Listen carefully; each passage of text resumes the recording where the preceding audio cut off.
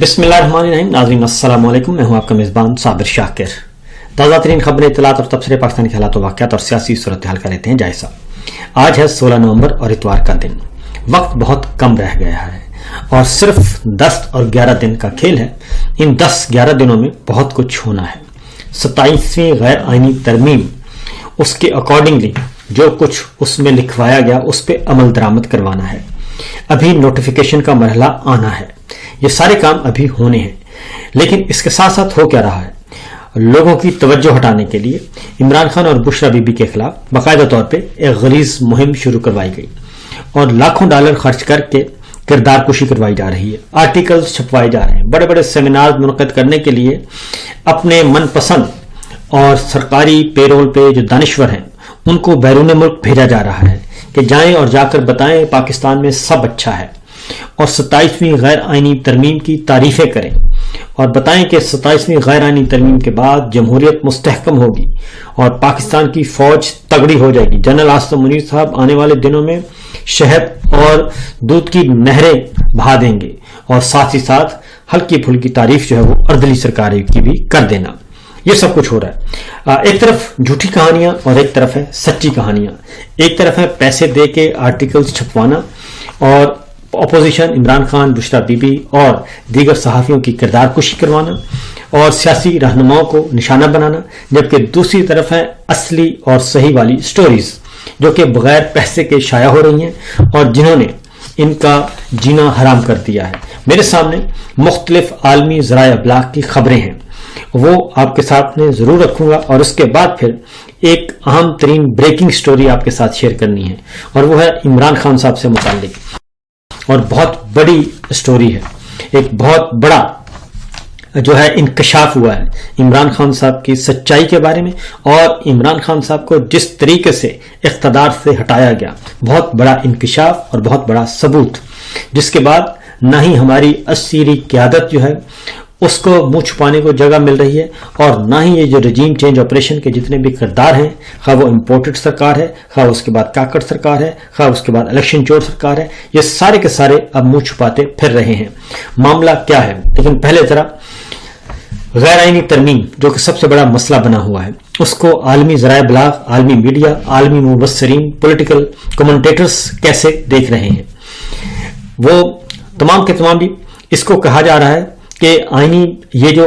ترمیم ہے یہ آئینی سرنڈر ہے، جمہوریت کا جنازہ ہے اور آمریت ہے اور خفیہ بغاوت ہے اور چیف آف ڈیفنس کو ہٹانے کے لیے جو 2/3 اکثریت رکھی گئی ہے، اس کا مطلب ہے کہ منتخب وزیر اعظم کو ہٹانے کے لیے صرف سادہ اکثریت اور ایک آرمی چیف اور فوجی افسر کو ہٹانے کے لیے اور اس پہ کے لیے 2/3 اکثریت رکھی گئی ہے. اور اس کے پیچھے کیا عوامل ہے، کون سا خوف ہے، کس قسم کی بغاوت کا خطرہ ہے، یہ 27ویں ترمیم پر عالمی میڈیا کیا رپورٹ کر رہا ہے. اور خلیجی جریدہ ہے قطر سے الجزیرہ نیوز، مشہور و معروف، وہ کہتا ہے کہ 27ویں ترمیم کو آئینی سرنڈر قرار دیا گیا ہے، یعنی کہ آئین جو ہے وہ سرنڈر کر گیا، آمریت جیت گئی اور فوجی حکومت مسلط کر دی گئی. اور اس پر معنی خیز تبصرہ کرتے ہوئے انہوں نے کہا کہ 27ویں ترمیم کے بعد فیلڈ مارشل آصف منیر کو استثناء کے ساتھ اتنے وسیع اختیارات دے دیے گئے ہیں کہ اب انہیں عہدے سے ہٹانے کے لیے پارلیمنٹ کی 2/3 اکثریت درکار ہوگی، جبکہ منتخب وزیر اعظم کو عہدے سے ہٹانے کے لیے سادہ اکثریت چاہیے.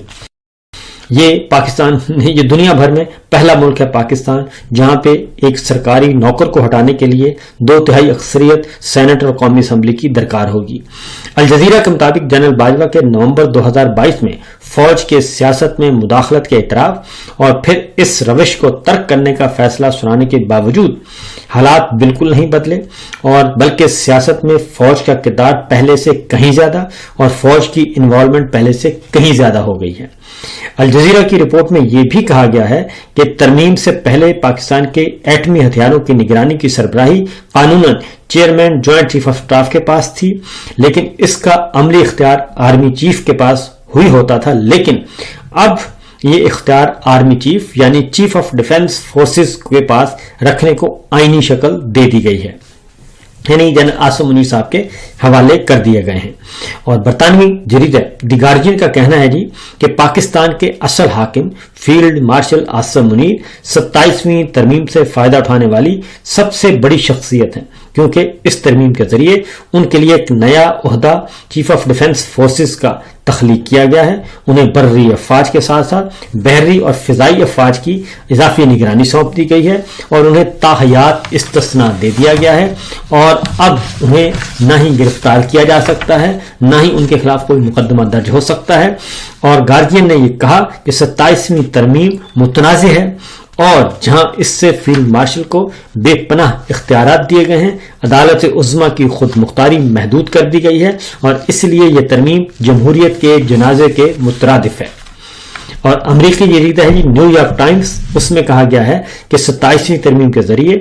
صدر ٹرمپ کے فیورٹ فیلڈ مارشل کو تاحیات استثناء کے ساتھ ایک نئے تخلیق کردہ عہدے پر تعینات کر کے پاک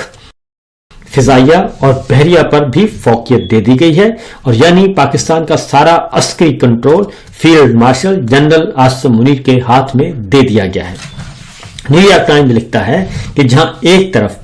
فیلڈ مارشل کے اختیارات مزید وسیع کر دیے گئے ہیں، وہیں ملک کی اعلیٰ ترین عدالت کو تقسیم کر کے اس کی خود مختاری محدود کر دی گئی ہے۔ نیو یارک ٹائمز کی رپورٹ میں 27ویں ترمیم کو پاکستان میں جمہوری زوال اور آمریت کی طرف واضح قدم قرار دیا گیا ہے۔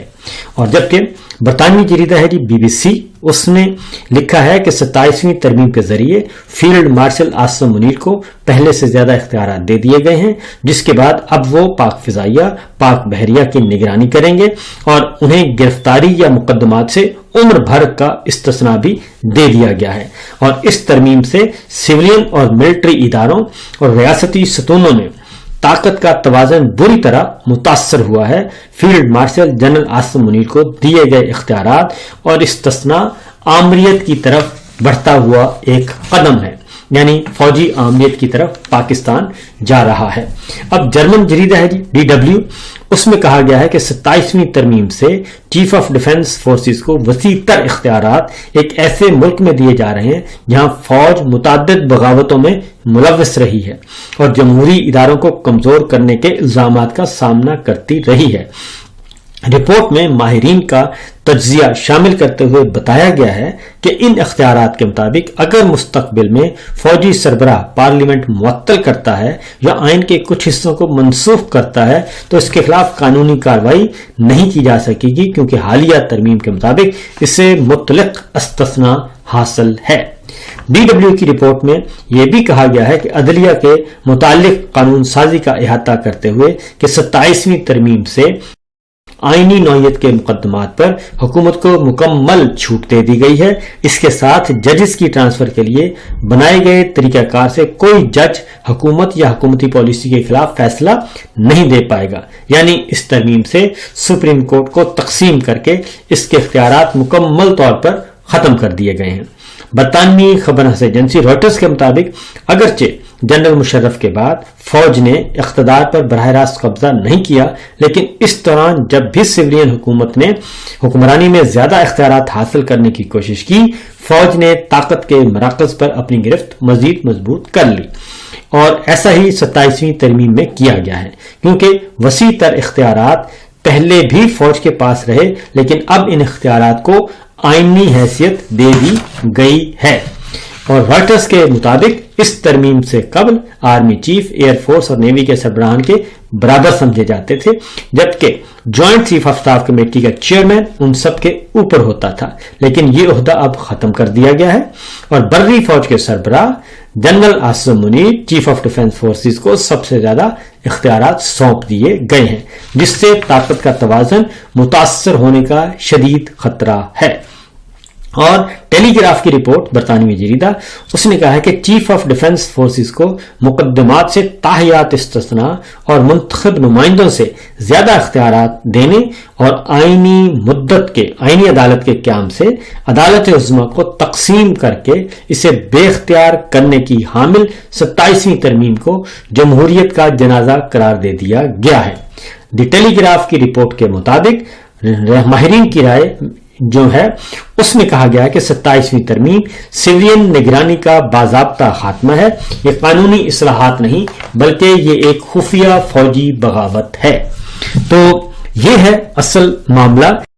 یہ ہے اصل سٹوری جو بغیر پیسوں کے، بغیر ڈالرز کے، بغیر لابنگ کے شائع ہوئی ہے۔ یہ دنیا بھر کے اخبارات یہ کہہ رہے ہیں۔ دوسری جانب فائنینشل ٹائمز یہ کہتا ہے کہ اس ترمیم کے بعد پاکستان میں معاشی بدحالی میں اضافہ ہوگا، کیونکہ اس نے کہا ہے کہ مصر میں بھی یہی ماڈل ہے اور وہاں پہ فوج کے پاس ہے سب کچھ، فوج کے کنٹرول میں ہے سب کچھ، اور وہاں پہ